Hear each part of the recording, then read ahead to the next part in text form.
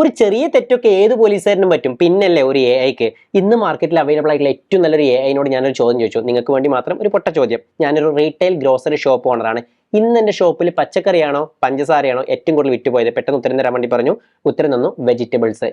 Hallucinate ചെയ്താണ് എന്ന് വെച്ചാൽ നമ്മൾ മനുഷ്യന്മാരൊക്കെ കണ്ടല്ലേ, ഇല്ലാത്തൊരു സാധനത്തിന് ഉണ്ട് എന്ന് തോന്നിക്കുന്ന ഒരു അവസ്ഥ എന്ന പോലെ ഇതിന്റെ ഉത്തരം ഇതായിരിക്കും എന്ന് പറഞ്ഞിട്ട് അത് വെജിറ്റബിൾ ആണെന്നുള്ളത് കൃത്യമായിട്ട് ഉത്തരം തന്നു.